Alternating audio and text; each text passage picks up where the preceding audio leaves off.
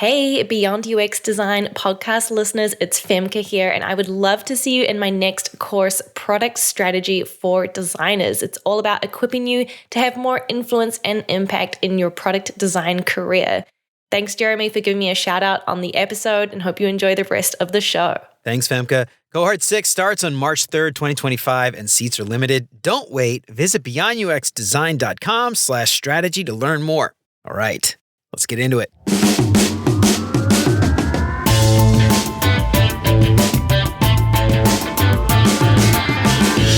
What's up, UX fam? How's your mom and them? Welcome to another episode of Beyond UX Design. I'm Jeremy. If you're new here, welcome. I am super stoked to have you.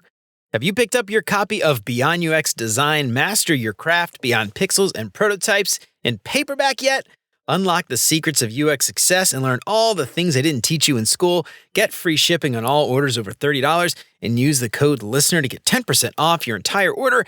Head on over to beyonduxdesign.com/book to learn more. This week's episode is brought to you by UX Studio. If you're thinking about redoing your portfolio or kicking off a new website project, listen up. I only have 30 seconds to tell you about UX Studio, the web platform for agencies and enterprises. So here are a few things that you can do from start to finish in 30 seconds or less on Studio. You can adapt your designs for every device with responsive AI. You can jump seamlessly between front end and back end. You can speed up projects with an AI code assistant. You can start a design library. You can reuse full stack apps and UI components across multiple sites. Well, time's up, but the list keeps going. Step into UX Studio and see for yourself. Head on over to beyonduxdesign.com/Wix to start creating today. Are you feeling stuck in a low design maturity environment? Are you unsure how to demonstrate the true value of your design work? Femke's Product Strategy for Designers course is here to help. And in just 6 weeks, Femke's course will help you enhance your strategic influence and tackle product challenges with confidence. Join over 400 designers who have already transformed their careers with expert videos, live calls, and interactive projects. Cohort 6 starts on March 3rd, 2025, and seats are limited. Don't wait.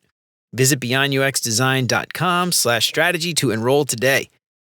If you haven't done it already, please consider subscribing to the show wherever you listen to podcasts. And if you are a regular here and you feel like you're getting something out of the show, I would really appreciate you leaving a 5-star review. That'll help me out so much more than you can imagine.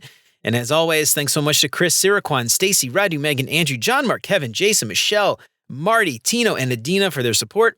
And if you want to join these fine folks and many others and help keep the show independent and ad-free, you'll get exclusive access to the entire video library of episodes, including episodes before they're released. You can get instant access to those videos right now for as little as $5 a month. And for more information on how you can support the show and help more people find out about what we're doing here, make sure to check out beyonduxdesign.com/support. And of course, if you think the show is worth sharing, then tell your mom and them. I would really appreciate it. So enterprise software. It is near and dear to my heart, personally. I've been working in enterprise for a long time, and it gets a lot of crap, I think. A lot of people, they don't know how to excel. You're laughing, Stef, because you know exactly what I'm talking about. But it's one of those things where you can survive and thrive and probably make a ton of money, or you might end up just miserable and hating it the entire time. And I think that's a shame because there are definitely ways that you can survive and thrive in this industry. So I am so excited to have Stef Walter on the show today. You probably know Stef from LinkedIn and Twitter and other places. She posts a whole lot about design. She's not only a great UX designer and researcher, she's an amazing visual designer as well. Stéphanie is a UX researcher and strategist based in Luxembourg. She has 13 plus years of experience and specializes in enterprise UX, inclusive design, and accessibility.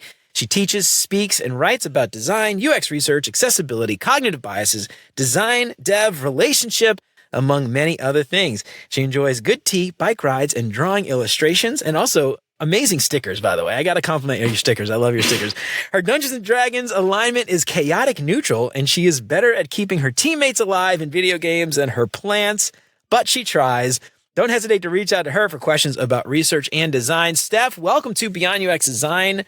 I wanted to have you on for so long, and I am so excited to have you. How's it going? Yay, thanks for having me. It's been one of the podcasts I'm looking forward to every release. And well, I appreciate that. Like I'm listening while walking. Oh, no way! Wow, that's amazing. This is the cool thing with podcasts. I love it. Well, that warms my heart. I am so excited to have you on. I've been following you for a really long time, and finally had a chance to get you on the show. So I am so excited about this. So I know I read your bio. We know all about your Dungeons and Dragons alignment, but yeah, tell us a little bit about you. And I'm curious. How did you end up in enterprise versus commercial? And did you have like a specific reason? I'm curious. I'd love to know your passion for enterprise. If there was something there, you just sort of fell into it. It's weird because I went full circle. At the end of my master degree, I had to do an internship and I went to a company in Germany to do that. And they were basically specialized in enterprise softwares and they did a lot of very specific custom things. Like one of their product was a BlackBerry. Hello. So BlackBerry for the younger generation used to be some phones with a keyboard and Bluetooth. And they had like solution where you had a pen that you could link in Bluetooth to your BlackBerry and you would have a form that is printed with specific ink. I don't remember the name. And like the person would use it to fill the form. Then there's some technological magic where since you've printed it with an ink, I think there was some little dots in the ink and then it will catch up the BlackBerry thingy. And then basically they were digitalizing forms. They had actual paper forms. So the customer were basically enterprise people. You have to imagine someone who is doing cleanups of the bathroom somewhere. They always have to check, like say, I did this one. And then instead of having to go back and scan the whole page and send it, they would just check a box. It would be sent. We had clients working with plants. They had botanists going to different areas of the world, doing reports on the plants. So we had a lot of stuff like that.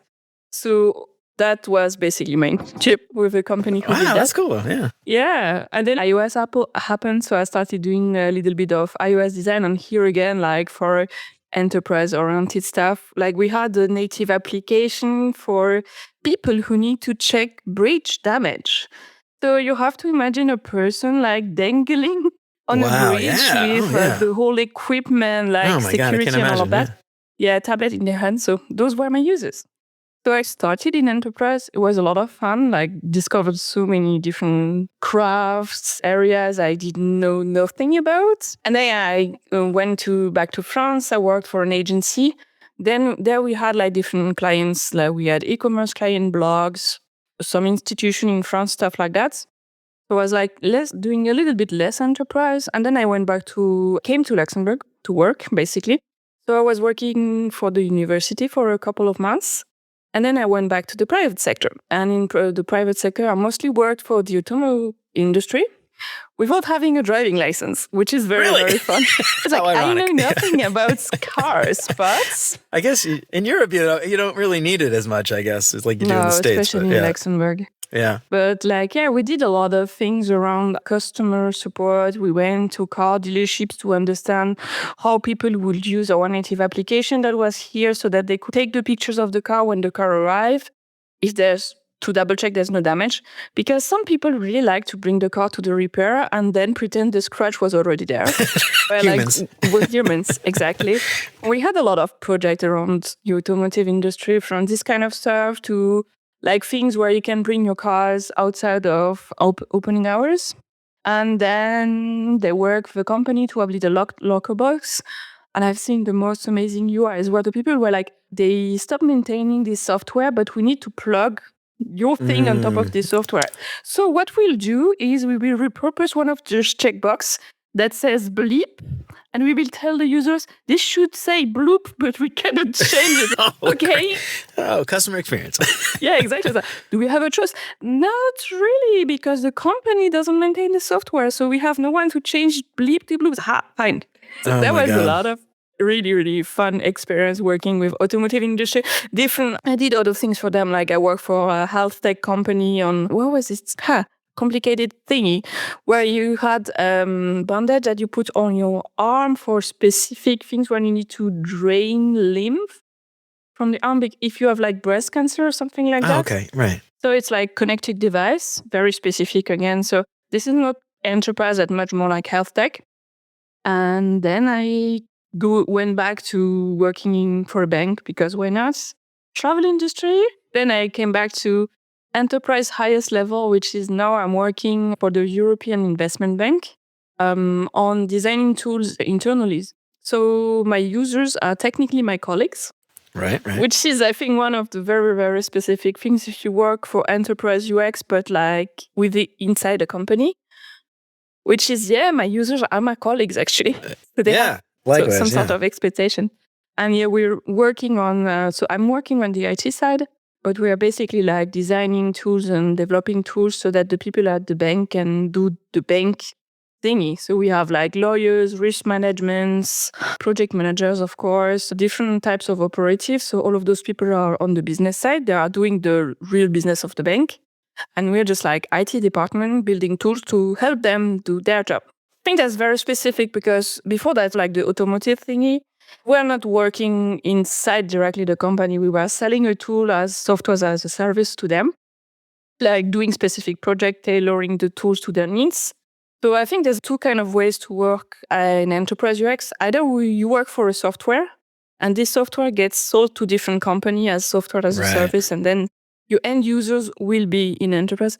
I think the highest thing you can do is working for SAP. Oh, God. Yeah, I couldn't imagine. Like, if you need an example of enterprise as software as a service, SAP, that's the... Oh, my gosh, yeah. I don't think anyone uses SAP if they're not working in enterprise environments, to be honest. I don't know why you would, right? Yeah, ERP, big thing like that, yeah. I hate that thing so much. Last time I worked at, we were designing some software to basically replace SAP because it was so confusing and it was so rigid. And if you've ever used SAP, anybody listening, you know what I'm talking about. But if you haven't used SAP, it's imagine an interface that's got literally like 1,000 things you could do on the screen. So instead of trying to figure out how to make it better or easier for a user, they just give everything an icon. It's imagine like it looks to me almost like I saw a meme recently with like every single ribbon open on like the old Microsoft Word processor, and it essentially looks like that. A bunch of little squares that just little icons. It looks like Windows 98. And man, I guess there's different flavors of SAP. There's like a web version that's like a little bit nicer looking, but less worse. I had to use it I was working for a US company and I had to use SAP to get paid. Oh yeah. Oh God, to enter your time and stuff. Oh.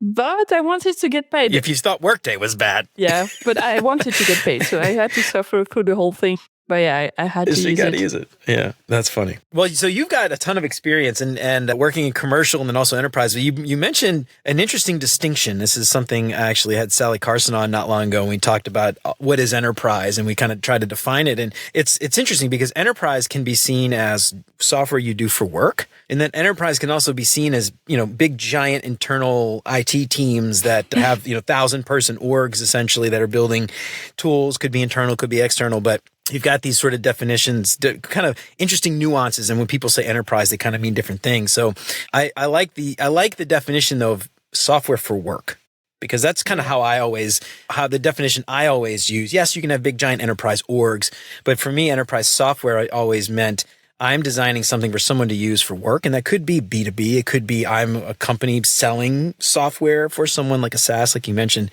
building software for work. And so it's kind of interesting distinction. We'll probably kind of, I don't know, as we talk, we might hop around. I don't know, just sort of set that definition up front, because I think enterprise, much like a lot of stuff in software, depending who you are, you might define them differently. But I love that definition personally.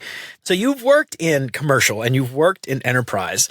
And I'm curious, just like before we start this, to sort of frame the conversation, what was your experience working in commercial? And was it really that drastically different as it relates to the work that you did as a UX professional when it came to enterprise software? Do you sort of feel like it was two different jobs almost, or do you feel like they were all kind of the same and it really didn't matter? I'm curious what your experience was like going back and forth. I got a joke, which is I got 99 problems, but marketing isn't one of them anymore. So that's the cool thing about working internally for a tool for end users is I don't fight with marketing. I fight with many people, but marketing not anymore. So also the other thing is this T-shirt, an interface is like a joke. If you need to explain it, it's not a good one.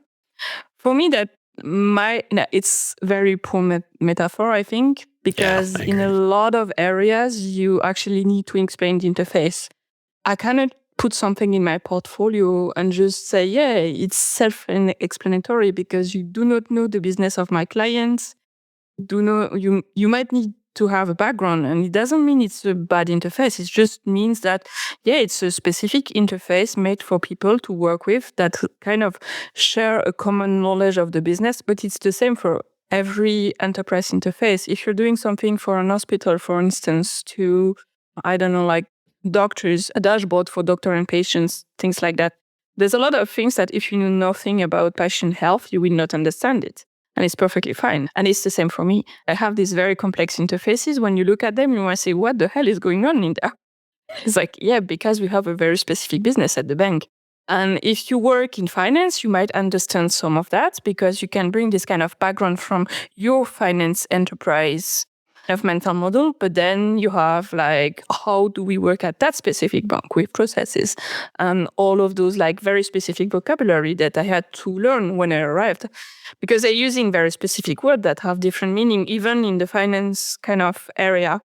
So for me, it's very different in a sense where this is usually why I joke about, yeah, it can't wait to be replaced by an AI because it's like for an AI tool to work, we need to have something standardized and processes, and we need people to actually follow the process book, but no one does that. So at some point, you have many cookie cutter solutions that you have out there that you can basically copy paste from one e-commerce website to another one.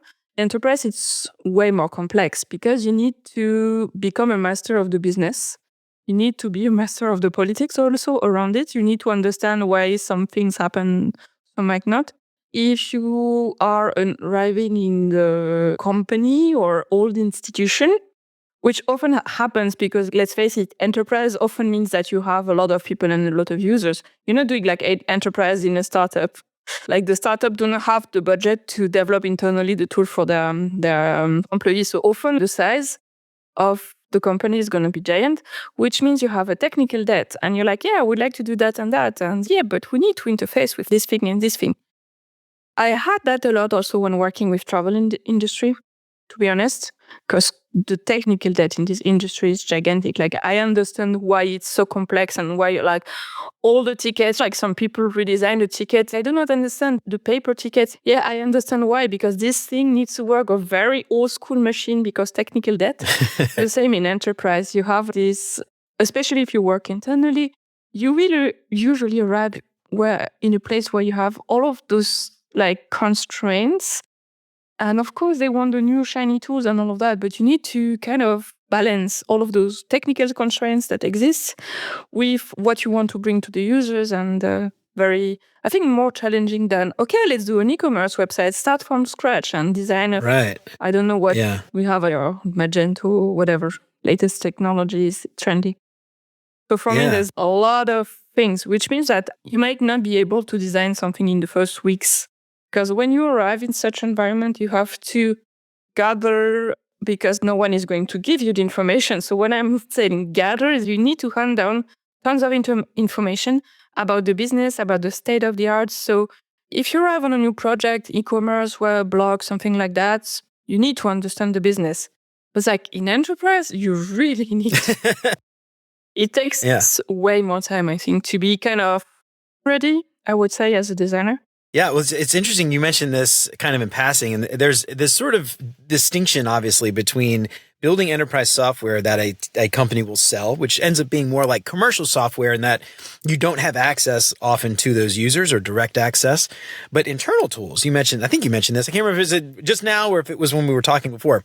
But your users are essentially your colleagues, which is really cool because you have direct access to them. And so what I love about internal software, one, just like you said a minute ago, it's incredibly complex, which I find quite rewarding personally, figuring that out and finding a really interesting solution to that really complex problem or even just those really complex constraints and finding a way around it, to me is very rewarding. I love that.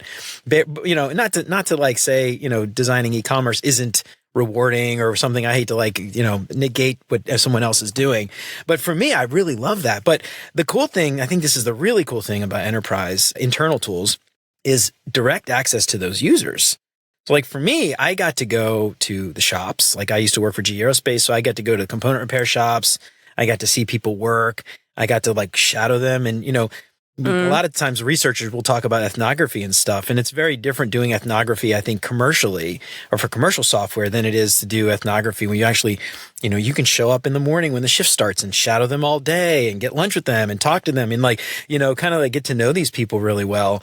It's really hard to do that on the commercial side, even a B2B SaaS type of thing where you are building stuff for people to work.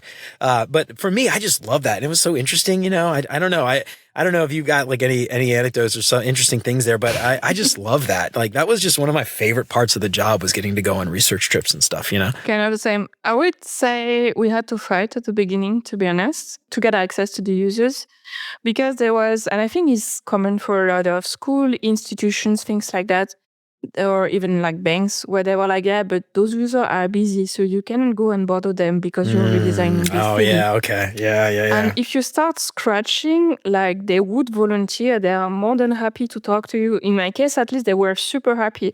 Like latest session I had, it went a little bit better because I've been working for them for 3 years. I work on a new project, but I have this legacy of Stéphanie at this project. She already talked to some users, it worked, and they were happy. And so I think it helped a little bit also start building this culture. Still very complicated to bring the maturity level up to speed, but it's easier today because we had that project that was a success. But even then, at the beginning, I had a list of users I am allowed to talk to. And at the end, the user would like volunteer friends. Oh, you totally need to talk to this guy. I was like, okay, give me the name. And then I had to run the name by someone higher up too. Oh, yeah. Because at the beginning, I wasn't allowed to go directly to them. So even they have this kind of fear sometimes that you might bother people. So even in such a setup, it's easier, but we cannot promise you that if you work in enterprise, you can always go to all the users you want. It's easier, but you still might have to convince them that you're not bothering the users. Yeah. Okay. So here's the thing. Let's actually dig into this because this is something I think is really important and I want to kind of talk through and get your advice. So before when we were talking, you mentioned, the realities of enterprise. And it's interesting because these things that we talked about before, they're all kind of interrelated, right? So you just said this. Usually the maturity is very low, which means, maybe they're used to building waterfall type projects. Like SAP is a great example. Back when we first started building this software to replace that, what we ended up with was basically like people trying to treat it like Wagile, right? Like waterfall agile, where we do waterfall in 2-week sprints, but we're still going to release in 2 years. And so, we had the very low maturity, but we talked about like understanding the politics and in big companies, there's a lot of people. So of course there are, there's groups and little fiefdoms and everybody's kind of controlling their little fiefdoms. And then, these systems, you just said this, they're very complex and it's not like just learning a quick e-commerce thing. It's really digging in there. And it's fun. All these things to me are very much interrelated, right? It's very complex. So they try to streamline it. It ends up becoming very rigid. And you end up with people who control processes and then it gets very political and the budgets, they control budgets. And so they have this very strict process and maturity. It tends to be very low. And so it's sort of like this weird cycle. So I want to talk a little bit through this if you don't mind. And then ultimately what would be really cool is sort of dig into some ways you found to sort of overcome these things, because I think this is like really interesting and I think a lot hard for a lot of people. So you mentioned like maturity being very low. I'm curious, like in your experience, you've worked at a lot of places and I've got a lot of my own experience here too, but talk to me about that idea of maturity. When we talk about maturity, when you say it's low, I'm curious what kind of things you're seeing in the enterprise space. So I think the lowest is there's no designer. There's only developers, and we have a lot of business analysts. They're not like designers, so they don't really know about usability. So some might do a training to understand how to put buttons, so it's not a giant mess, but still, So I had this example of a business analyst who was working. I don't remember who was the client. I think it was a European institution because we have many of those in Luxembourg. She came to me and was like, okay, Stéphanie, we have a problem. I was like, oh, this is going to be fun. So we have a table. At the top of a table, we have a button. When we click the button, it opens a model. In the model, we have 2 tabs. In the second tab, there's usually a table, and we need to add some content to that table. We wanted to have a button, but then when we click on that button, would it be weird to have a second model? Modal and a modal. The rest, like the table in a tab, in a modal, is not a problem for you. So this is this other thing is like the people usually like when you have a very low level of maturity, you do not have designers. So you end up with, as you said, waterfall or water agile, with enterprise users asking business analysts to do something, who will then like try to find the best way to put it in the interface and like piling on top of the stuff. And this is how you end. So this is for me like the lowest level of maturity is no designer at all.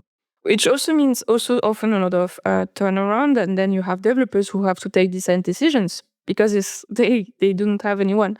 So it's either the BAs or the project manager or the developer who take the design decisions. Sometimes it's okay. Maybe they have a background. Maybe they did some trainings and stuff.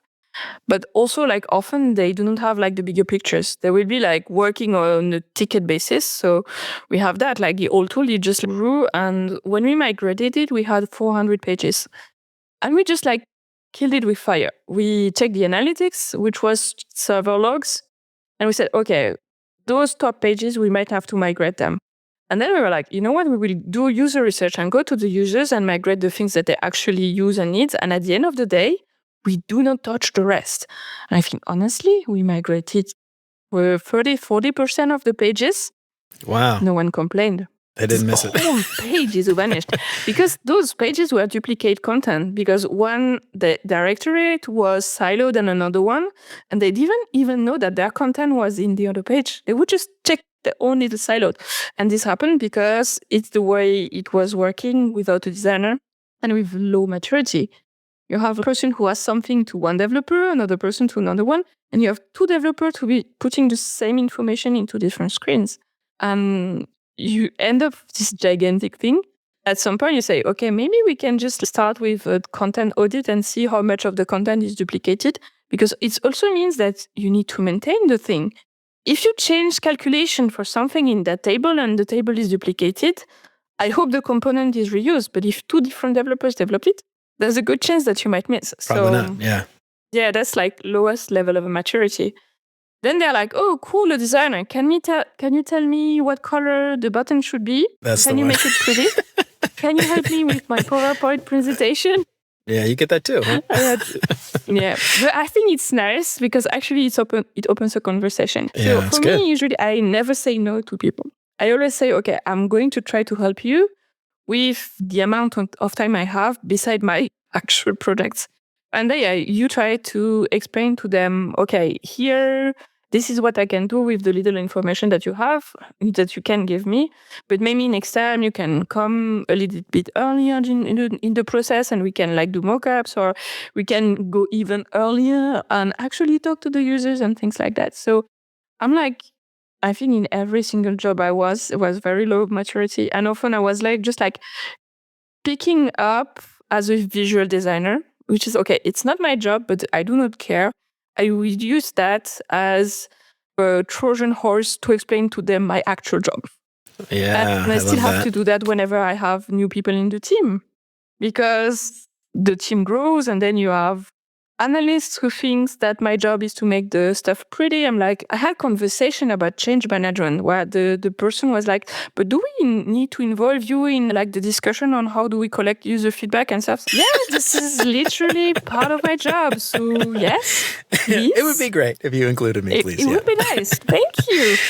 But that's also the other thing is sometimes you need to talk to a lot of people and you catch up by different discussions, some topics, which can be very exhausting because come on, why do I hear about that via our back channel and all of that? So for me, one very important thing is to be very clear with people about what your job is and to explain to them, okay, doing that as a favor to you, I'm going to help you with this PowerPoint presentation, but it's actually not really my job. I usually do this and this. So use it as I said, Trojan horse to explain to them how you wish you would work and how you would like to work if maturity level was higher. And then you like scrap by scrap. Like we had a project where we started for a client another complex thing. What was it? Truck transportation. They wanted to have everything in one screen. Amazing. And we basically started with doing usability testing on an interface that was not changed. But we arrived at the end of the process And then we try to change a little bit of the stuff based on the usability testing. And I explain to them, okay, maybe next time we can come a little bit earlier instead of fixing it once it's developed. We could maybe do some mockups instead of doing it and next time. Or if we want, we can also start by doing user research before even doing mockups. So it's a little bit sad, but sometimes you have to start at the end, accept that the maturity is low and they understand design as something to make things pretty, and then work your way backwards and push design UX research strategy to the left. And yeah, for that, you need allies. I love that. So this is something, there's so much unpack here. And you mentioned, you just started the allies conversation, and we got to get into that too, obviously. But there's something that is interesting, and I think ties a lot back to, especially internal tools. When you think about leadership at a high level, right? Nobody cares about UX design or design in general in a lot of these big companies. And when it comes to internal teams, especially if those companies are not building software, right? And so you see, this has been my experience. I'm curious what you think. A lot of times these internal tools are seen as cost centers, right? Where they're not making us money. They're just helping us digitize a process. So maybe we can spend less money overall. And so they're seen as cost centers. They aren't necessarily seen as profit centers. So attention is generally not given to these internal tools. And they're sort of, a lot of times, maybe an afterthought. Maybe afterthought's a little too harsh, but a lot of times they're seen as those cost centers. And so what I have found, and this is something you just mentioned, I think this is really interesting, is you sort of let them do their thing for a little while and it fails. And then, you can point out how if we were to change this process, we could maybe save some money, right? So I use this example a lot where we were trying to go to do this research and it would have cost a lot of money because we had a shop in Singapore and we were under some budget constraints and the decision was made to, cancel the trip. So we didn't do the research trip. So we said, let's just build it. We built it, we released it to Singapore, and they were like, this isn't going to work. And we had to go back to the drawing board and start over and basically, start over. It took an extra 6 months of redeveloping everything. Wow. So we were able to kind of highlight that and be like, waste of money. Yes, exactly. So we wasted how much, $1 million, whatever, over the course of 6 months, paying all these, 100 developers, whatever it was.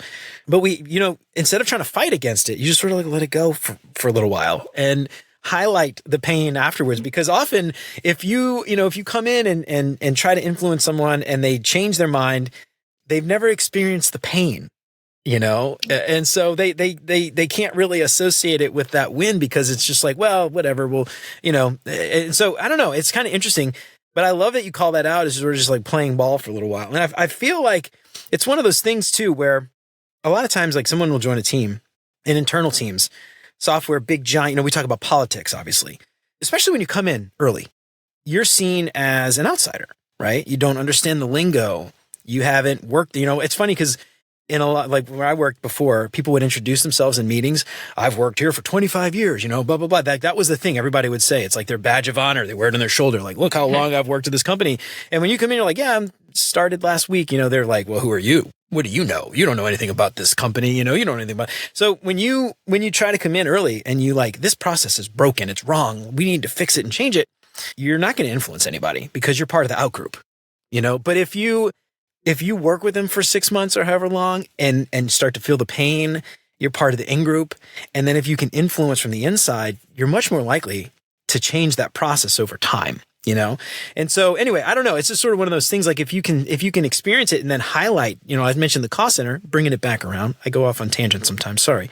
But when you experience that, you can then bring it back and say, look, you see how much money we wasted having to redo this thing? If we did this early, we could have caught that. We could have fixed it and it would have saved you X amount of dollars, X amount of time, whatever the company is or the team is concerned with. So anyway, I don't know. I just thought that was a really interesting thing I wanted to highlight. You mentioned. And so, yeah, there's just it's so hard though. It's one of those things where, talking about enterprise, every team is different. Every org is different. Every enterprise team is different. So even though we're talking about enterprise, it's hard to generalize. We're talking about our experience and stuff, but, giving advice and stuff, I think is hard, especially for somebody who is struggling with their own unique problems and challenges. But I don't know, that finding, that kind of thing that'll sell that process change, whatever that is for you listening, that's so important. instead of just coming in guns blazing, I'm going to change everything on day one, that's never going to happen. So anyway, I think that's really important. I want to talk about allies now. I want to talk about this. See, we started talking about allies. Making friends. Yeah, making friends. I like how you say that, because actually that's how I see it too. And it's not like, I think that's the thing. When we talk about politics, we talk about big companies. When we say politics, it's funny because a lot of people will specifically say, I don't want to work for big companies because of the politics, as if the politics is like a negative thing. And it's funny because I think like you want to work at a startup. It's worse. You expect there to be no politics in a startup, And I think that's the thing, making friends and just like embracing. Tell me a little bit, when you think about politics, before we get into how to deal with the politics, tell me what you think politics means. How do you define politics when it comes to these big organizations? Because I think that's like worth like level setting for those listening. I think it's about understanding, and everyone is here and everyone has a special agenda at the end of the day. Mm-hmm. It's like some people are here because they want to progress their career and they will do some things in order to progress their career. And if it aligns with your vision, they will help. If it doesn't, you will be in big trouble. So I think it's about understanding what motivates people and in order to find alignments in best interest. So often we talk about understanding the business, as you said. What's the leverage that you have? How can you show people it's a success or not? It's about understanding what's important for them, the people, but also like the company at the high level. Are there ongoing a digital transformation where they want to bring new KPIs? Things like that. Or even that, like understanding the KPIs. I'm really bad at name, but there's a guy called David something who has an amazing book on cognitive biases.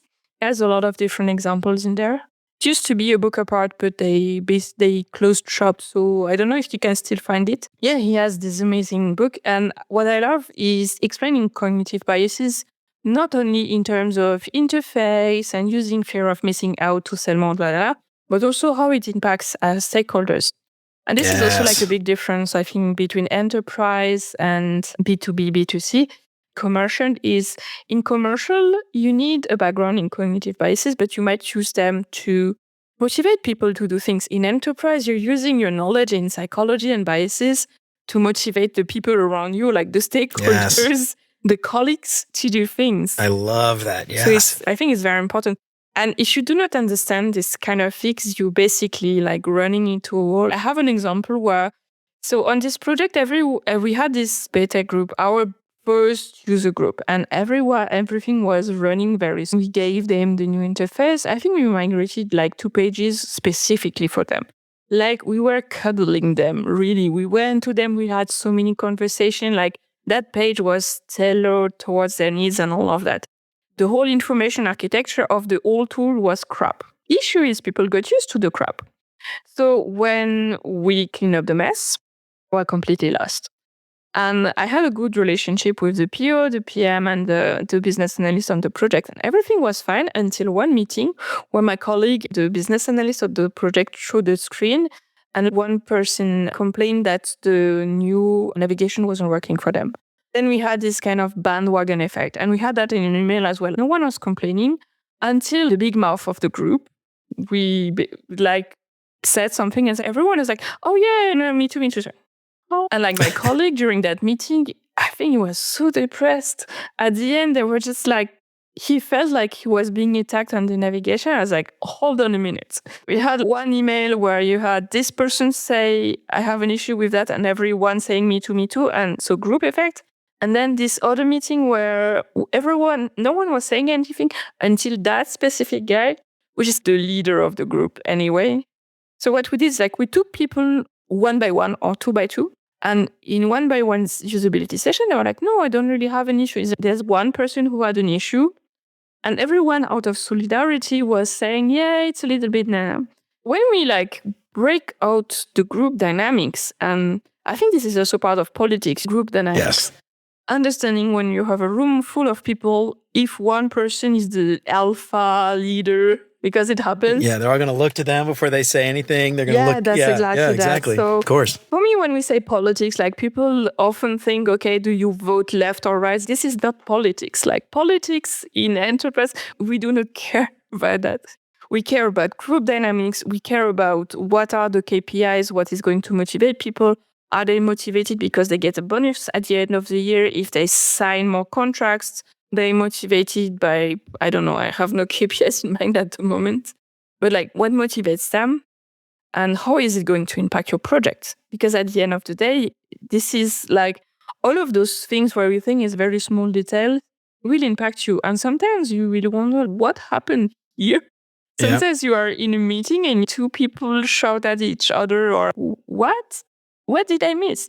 And then you understand the background. Or I have examples where you have two departments in a company who hate each other. Yes. To the point where I had experiments that I couldn't do because one department withheld information on us or stuff like that. And they're like, yep, I've seen that myself. Because we were asked to redesign something and they were not happy because they thought their design was perfect.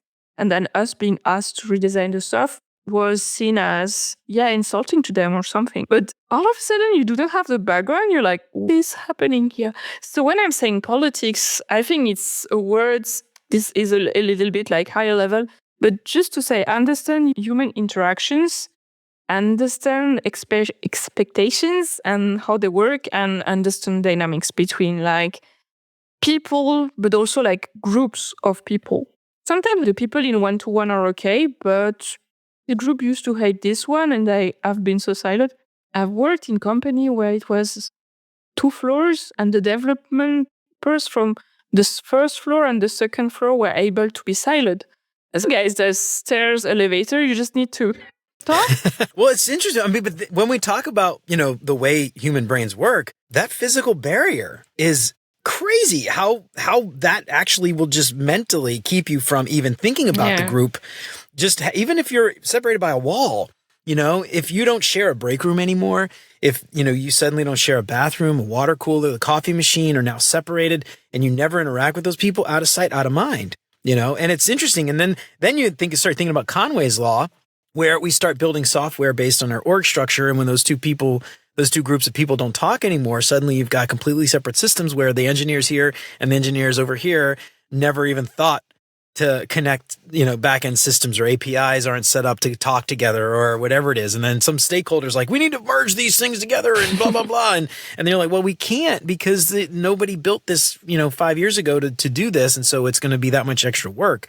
And it's interesting when you talk about, it's kind of circling back to what you said earlier about expectations and stuff. One of the things that I love to do when I join a new team is have conversations with everybody, one-on-one, 30 minutes, maybe 45 minutes, however long, and get some of this insight. Because these are the things like, you're never going to hear like, oh yeah, that team down the hall, we hate those assholes. They're the worst, they think their ideas are the best. And then you talk to those people over here, blah, blah, blah, and so what I love is like when you do join a new team for the first time, being the new person, this is like the best opportunity to go and have these conversations because you can play dumb and be like, oh, I didn't know they didn't like them, or oh, I didn't know I wasn't supposed to talk to that person or whatever. And so you have these conversations. Yeah, right. Oops, sorry. Yeah. And you start to have these conversations. And the thing that I think I see a lot as a UX designer in enterprise is we are often, and this is true when I worked as a service designer as well as the customer experience team, because you sort of take a step back or up, I guess, if you're thinking about it. You can kind of look at the systems and the processes from the balcony, and you're higher up than everyone else. So you can see across those fences and walls that everyone's built, and you can kind of say like, this makes no sense. You guys aren't talking or aren't doing a thing. And so you have an opportunity to sort of see where those things should connect and start having conversations. And then if, people don't actively fight against you, because sometimes they might, you can start to be, the glue that kind of connects these various teams together, which is really interesting. We started the conversation off with low maturity. And I think one thing that I believe to my core, and I talk about this in my book and everywhere else, like, just because you join a team with low maturity does not mean you can't do great work. And I think there is still a huge opportunity to do great work in low maturity teams. It might take a little extra effort, and some might argue that's, not your job, but job market right now kind of sucks. You could quit, I guess, if you don't like it and find another job. But if you are kind of stuck in that, we started talking a little bit about allies, and I'm curious, I hate to ask a leading question because I feel like some of the answers here are probably having to do with allies.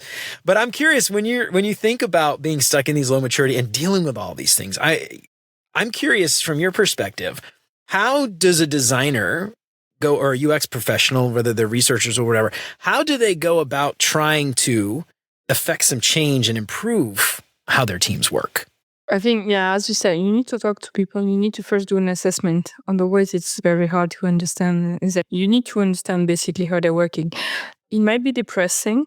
I did that for one company, and I talked to many people, and I basically asked the guy who had my job before that if I can call him. Because the stuff I learned was so weird. Like when you have people who are like completely depressed saying everything is crap, but at least we have parking space. Oh. That's the one thing you have to look forward to.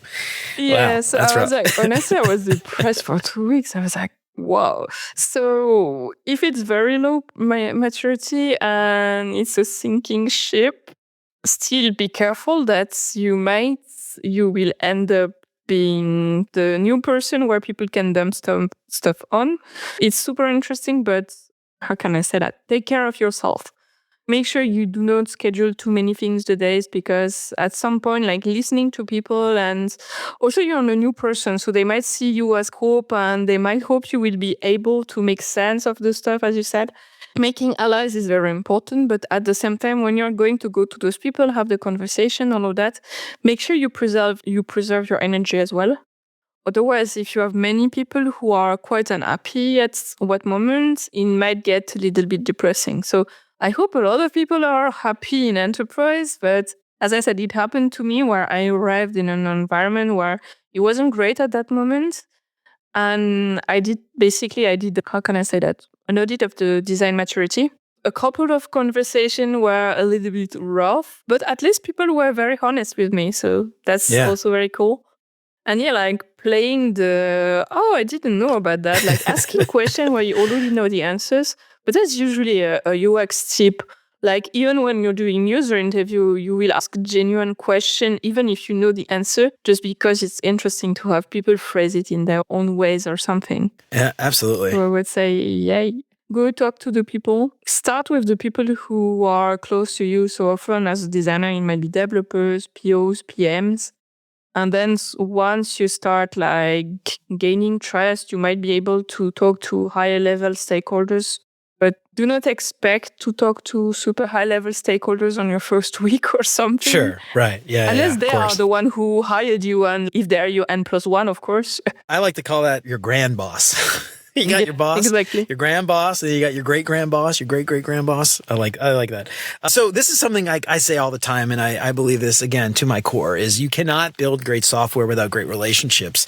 This is something, you mentioned this in sort of passing, kind of half joking, I think, but I think you meant it. It's just like trying to make friends with them, and it's not trying to build these fake, relationships like you often see people trying to build like fake networking relationships on places like LinkedIn. I mean, like genuine relationship, meeting with people, spending time to just talk about themselves outside of work, finding out what they care about, like maybe hobbies they have, and just like small talk. I think small talk is so important to build relationships. And ultimately what you're really trying to do is build trust. Right. And so, these things are just like, I think you can't overstate how important these relationships are, especially in a place like enterprise where it's often very complicated. There's a lot of times politics.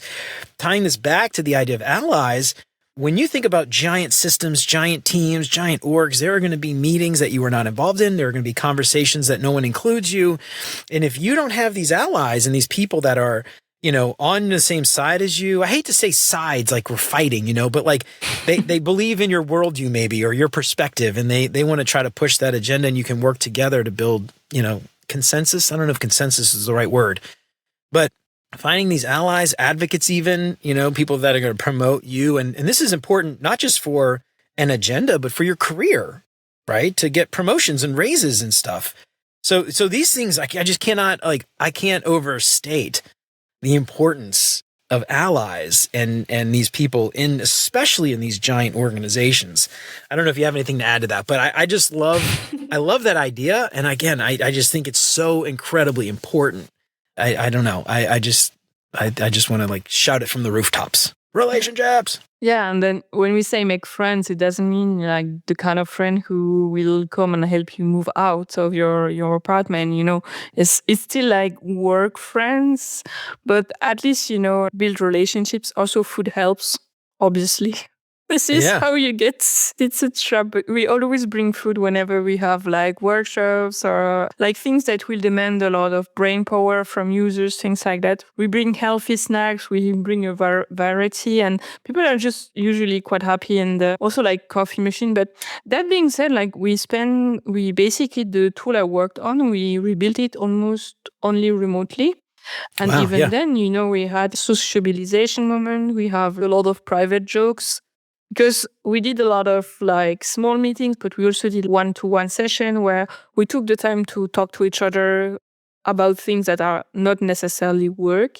Say, how are you doing? Things like that. And yeah, the other thing I think is also be transparent about your work. Do not hide your design process. Yes. If you're working on something like share, like everyone has access to the Miro boards I'm working on. So what we are doing when we are doing usability testing session, for instance, we put the screenshot of the prototype on the Miro board and we take notes together with the people work with. And it's also very easy. We take notes on sticky notes and we put them directly on the board. And I've been saying that for a year, but I need to make an article on that explains it because everyone's, but can you show us? Like, I will eventually, I promise, I will share my mirror. But basically our working tool where the analysts on the project work with me, but that anyone can have access to. So when they're asking about, okay, how is the user research going? I'm like, I cannot give you conclusion at the moment because it's not finished. But if you want to see the raw data, I can give you access to the memo report. Please do not touch the sticky notes. But if you're curious, so we have a lot of things like that. Like I have a whole channel in Teams where for every single user testing session or user interview, when we are doing user interview up front, posting a summary. And we have all of those tools where not only do we try to build relationships, but we also are really transparent with the design team, which is a team of 2 now. Yay. Wow. Me and my colleague. Doubled. Yay. You doubled your team. Look at that. I doubled my team. Exactly. Amazing. Yeah. And also as a researcher, I used to be alone and now we are 2, but I cannot do everything. For instance, I cannot conduct a user interview or a usability testing session while taking notes. I've basically deputized my business analysts. I love that. Yes. Yeah, they got a very nice template. And I think the best thing that happened once is like a little bit nasty, but we told the people who are observers that they should not say anything. But I have big mouth. I love him. Like this guy is amazing, but sometimes it's just like pure chaos. And it was one of those days. And at the beginning, you tell the users, I cannot answer all of your questions, but I will write them down. And we tell the observers not to intervene. I was like, of course, I had an observer intervene and tell the user how to do something. It was my BS. She went like, oh, no, yeah. We told you not to do that, please. And I was like, oh, so she understood it so perfectly that I didn't even have to intervene. Like she intervened on my behalf. I love it. And like that's he awesome. tried again and she just muted him. Mute him. Yeah, I love it. Kick him out. Like, girl. So yeah. I love that you do this, and I'm so happy to hear other people do this because to me, think again, tying this back to some of the cognitive biases, when we go off in a corner in a dark room and close the door, shut the door and say, we'll be back in 6 months. Here's our report. Nobody is going to listen to that report. They're not going to care. They're not going to pay attention in that hour-long meeting where you present a 100-page deck with all your findings. If you can take them along and have them be a part of that experience, not only are they going to probably come to very similar conclusions that you did, so you're probably going to have a very easy time convincing them, but, as UX designers, UX people, we talk about empathy all the time. What better way to build empathy than to have them witness firsthand someone's pain point, someone's problem, someone's issue, If they can be a part of that conversation, amazing. And I love that you call out, putting your BA or product manager, whomever, designating them a note taker. I love that. And so something we used to do, I mentioned going to the shops. We used to take a product team. We would split up into teams, usually teams of 3. And we would do a UX designer, a product manager, and a software engineer on a team of 3. So the UX person was the lead, right? The researcher, lead researcher. And we had the engineer and the product managers, note takers, just observing. And it was amazing to see them kind of think about discovery differently, because often the way the product managers would generally work is they would go to a stakeholder and ask them a bunch of questions and say, what do you want this page to do or look like, right? And then we come back, just like what you mentioned earlier, this list, and we're going to this and that was going to open everything. Passing information. Yeah, and then put a modal in a modal, all that stuff. And, but when you see them actually like observing, their mindset shifts and they change. And then you end up just having them be a part of that from the beginning. And so you're not fighting against anybody anymore. You're doing it as a team. And I'm not saying democratize research. I'm not saying, anybody can do research. That is not what I'm saying. But what I am saying is anybody can come along for the ride. And I think it is so important to change that mindset. There's just, constantly seeing like product managers and designers just constantly fighting and butting heads. And at the end of the day, you're going to have such a hard time just at work and you're going to be fighting with people all the time. I can't imagine working like that personally. It just seems so miserable to me. And I love that you call that out. That's great. I love hearing that. That makes me really happy. The last thing I want to talk about, we talked before, you mentioned a book called Orbiting the Giant Hairball. And it's funny because another guest, Ronnie DiBattista, he mentioned this same book, and I think this is an amazing book. I'm just curious if you could talk about it a little bit. I love the metaphor of the giant hairball. Spend a little time, just a few minutes and the last few minutes we've got talking about this book and maybe some key takeaways that you have as it relates to enterprise. I think people are going to dig this, by the way. I need to, I don't remember. I don't want to say something wrong. So we'll check exactly the time when it was written. It's kind of an older book. Yeah, it was. Yeah, it's not a recent book, so you still need to be careful with. And it's basically it's a creative person who used to work for this giant corporate company, and I think they were designing Christmas cards and a couple of other things in the US. Yeah, Hallmark, I think. Yeah, it was 1998, but I think that's another edition. Can you find it as ebook? No, I think it's on your paper cover. It's basically this very creative person who ends up in this very corporate environment. And they have this metaphor where they explain that the whole corporation is a giant hairball with little strings all around it. And it has a gravity field. If you start getting sucked into the gravity field, you're doomed. You cannot be a creative person. You cannot be a designer because you will get sucked. The way he works is to try to orbit around, so go very close, a little bit like the moon, very close to the gravity field, but the moon doesn't fall on Earth. I'm sorry, I'm not an astronomist. Maybe I'm saying nonsense about moon. Yeah, that's perfect. But you get it. The idea is to be close enough so that you can still have your own thing, work with the giant hairball, but do not get sucked into the gravity field. And I think obviously he's a white guy in the 90s. He got away with a lot of stuff that might not have been possible otherwise, but there's still some interesting things. And yeah, it's an interesting book where he just explains a little bit the stuff he did to avoid those things. It's like politics and things. This is a really good book, and it's one of those things. I think it was a pretty easy read as well. Yeah, it's fun to read. Yeah, and I feel like designers can really. This guy was not a UX designer, but I feel like a lot of UX professionals feel we're creative and we're right brained or whatever, left brain, right brain. I can't remember what side it is, but we don't like this idea of corporate structure and the rigidity of big giant companies and all this stuff. And it's one of those things where it's I got a lot out of this book in that. Just, get close enough, but don't lose yourself in it. I think was the big thing. And that's to me, the big takeaway with enterprise is you have the ability, I think, in these big, large companies to do a lot and accomplish a lot. And it's one of those things that is very, very easy. I have seen this personally. You can just get into a monotonous, you feel very safe. What do you want me to do? How far to the left do you want me to push that button? What is exactly, and you get this sort of, you can get very sucked into the safety of it, right? And the people like I mentioned at G, like, oh, I was there for 25 years, 30 years. It gets, you get very comfortable. And I think if you really do want to affect change, you have to figure out how to keep from, crashing into the hairball and figure out how to orbit it, because it can, after, you sort of get to the point where you're like, God, it's been 5 years already. What have I done here? Like I don't have anything to show. I haven't built anything. I haven't changed, UX designers always want to change people's lives and everything else.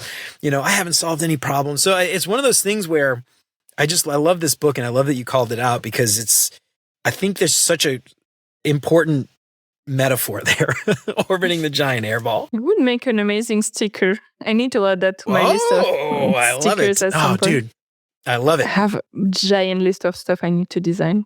I bet you do. You were always, I love how you can make them yourself too. And you use like, the what are the machine Cricut? is hidden, and I have the other one, silhouette, but it's Similar like kind of hidden thing. behind the doors behind me. I do not have that ability. I have to like order all my stuff on like online, but I get like the little text alerts when I get like, half off. I'll order some stickers. Steph, so I have thoroughly enjoyed this conversation with you today. We barely scratched the surface. I wish I could talk to you for like 3 hours. I'm sure we could talk more about this, but this is one of those things where I think so many people are just scared of enterprise. But I feel, one, personally, so rewarding. I feel like it's such a rewarding thing. And I personally really enjoy it. I know you do too. So before we get out of here, I've got a list of questions I like to ask all my guests to help our listeners get to know our guests a little bit better. Do you have some time to stick around for a little bit and answer some silly questions? All right, cool. All right, first up, what is your favorite non-design book? This year, I'm so bad This week, the most recent one, yeah. Non-design. I'm bad at the names. Let me check my Kindle. That's all right. I should have asked you this ahead of time. Get you prepared. It's a fantasy book about, if you like Harry Potter, this is next level.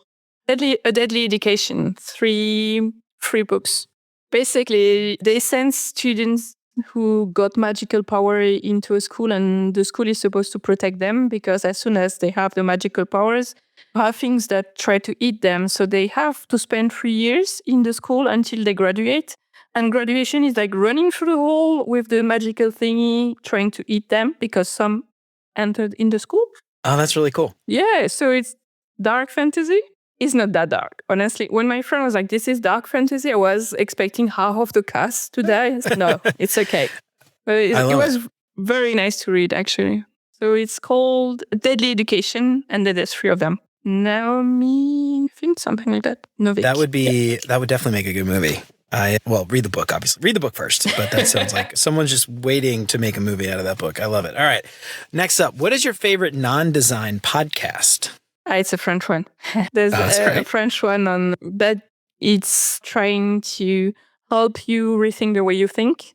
So it's taking a lot of society topics, like one of the latest one was about yoga, and they made a full circle between yoga, capitalism, and how Silicon Valley brought yoga a mainstream way to fix your life so that you can be even more productive. Oh, wow. That's funny. Yeah, that was like, I guess, very capitalist thing. And then look, you could buy all the clothes and the mats and the accessories and the gear. And also, like, your life you have issues in your life, but if you try like yoga things, you get better, so that once you get better, you can work more and be more productive. Oh, right. I didn't even think about that. Yeah. So it's a podcast in French. So you can work more. Exactly. I love it. All right. Well, if they ever come up with a translation of that, I want to check that one out. All right. What is your favorite vacation spot? All you Europeans, you get so many options. So I close. would say like Japan. I really want to go back. Japan. What part? Any particular part? It's complicated because a lot of cities are very different. And I love food. And usually I think food and culture are very linked. Sushi, for instance, is very different in different cities, depending if they had access to the sea. Kyoto, for instance, they have a lot of cured fish sushi because they don't have close access. Wow. So okay. Interesting. I did not know that. So that's interesting because it makes me think, again, like Indian food, like what part of India is Indian food in America from, right? Indian it's like so diverse. Yeah. And I had never even really thought about Japanese food because it's so much smaller, but I hadn't really ever I guess, like hundreds of years ago, being an hour or two drive from the coast was a very long time. And so they had to cure the fish. That's awesome. What is cured fish sushi like? Is it salted? Is it like vinegar, like pickled? Okay. No, it's kept in salt. I don't know how, like gravlax, salmon, something like that, a little bit the same.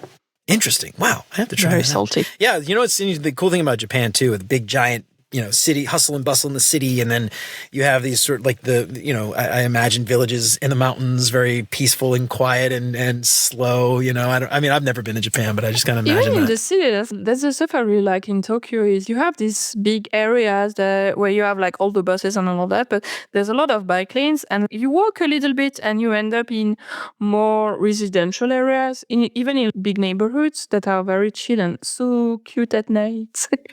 That's cool. Yeah, I want to go to Japan. I need to go. I need to get out there at some point. Who knows? Now that I've got kids, I need to wait. Maybe when my kids get older, I'll go with them. Or they're old enough, I'll leave them at home, and then I'll go by myself with my wife. All right. Next up, what is your favorite meal? This could be something you cook, something you've had at a restaurant, something your grandma used to cook. Favorite meal, something you've had in Japan, maybe? I don't really have favorite meals, but if you want to talk about something my grandma used to cook, kashnaka. What is that? It's Alsatian dish where you basically have some paste that is a little bit thick. You do a roll, you put some I have the German word, minced meat in it. Okay. So normally if you want to do that, you're supposed to do what is called a pot-au-feu, which is boiled meat. And then with the rest, like the leftover, you are supposed to mince it. Then you put it in this like little, can I call it, like a long pasta, and then you roll it, and it looks like a snake. So Fleischknacker basically, and like snake meat. Snake. Yeah, snake. Okay, I hear snake. Snake meat in Alsatian.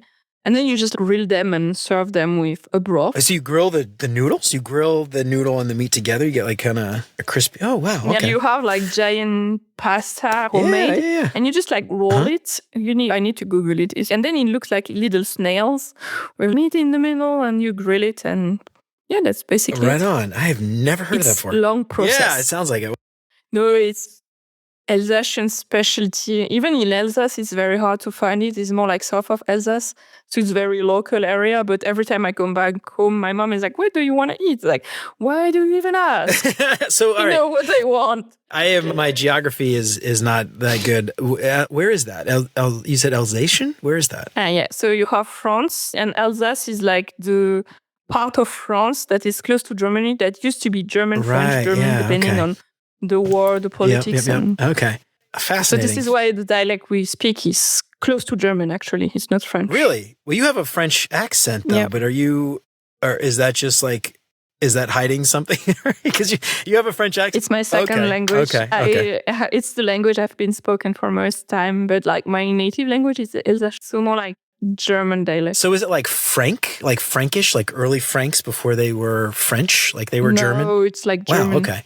Interesting. So I'm listening to this history podcast. Amy Santi actually turned me on to it, but the History of English podcast. And it's all about, the history of the English language. And obviously Old English is very Germanic and it was very similar to Old German and Old Frankish and Old Norse and all these very similar, all these languages are very similar.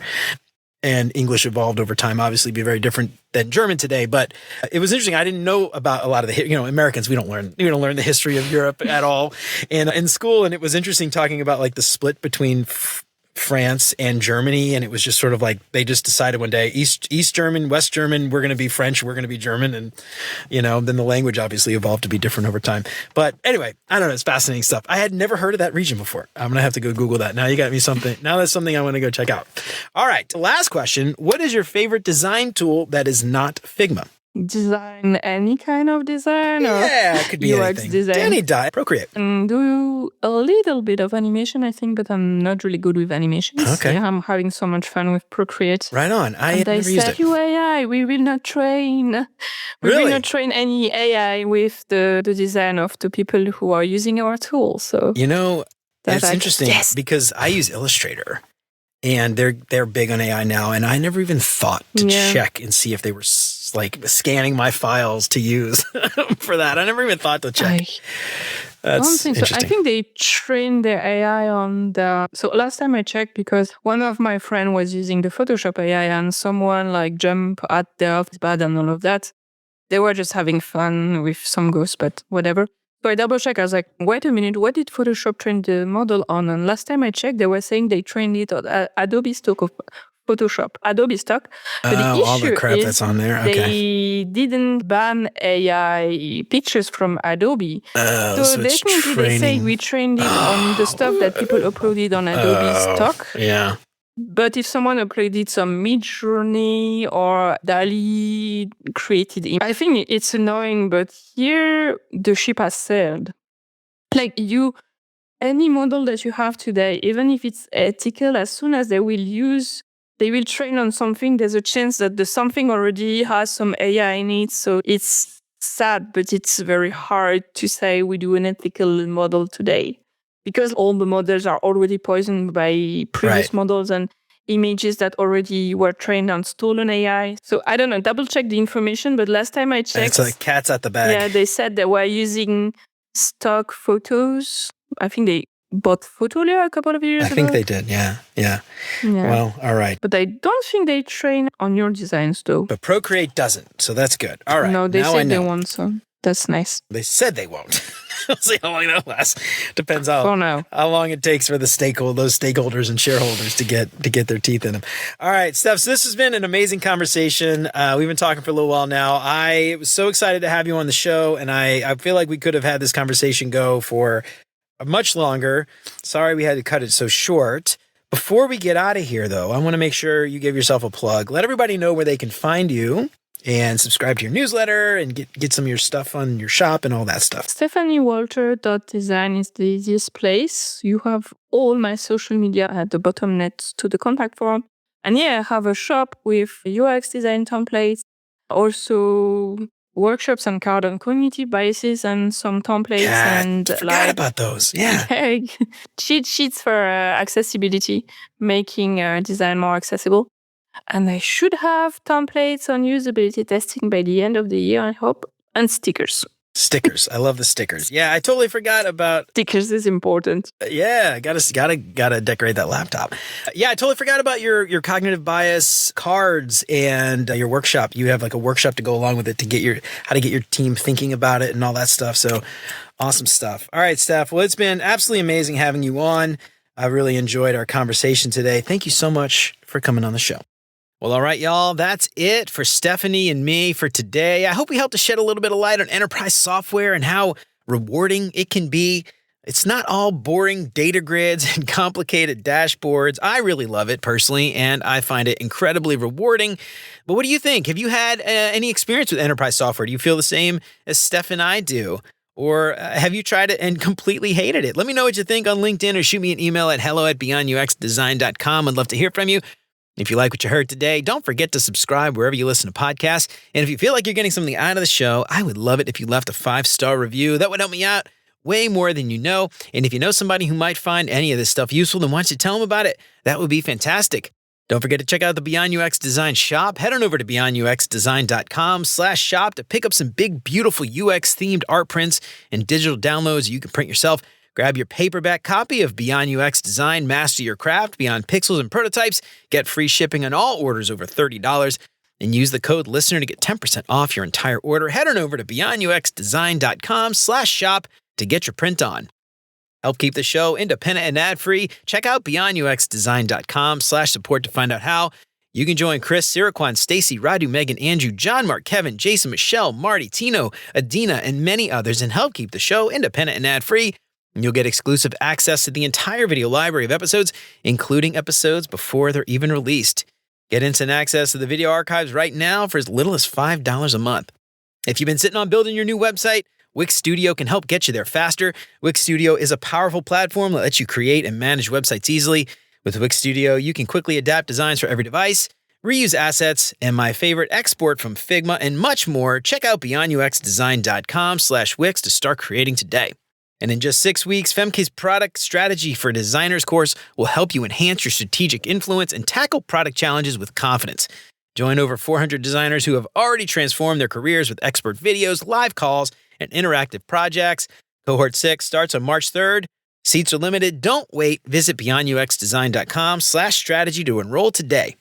Remember to sign up for the newsletter and check out all the past episodes along with all the show notes at beyonduxdesign.com. I hope you keep coming back for more great UX tips from Beyond UX Design. And until next time, remember, you're more than a designer because there's more to UX and design. I'll see you around. Take care, y'all.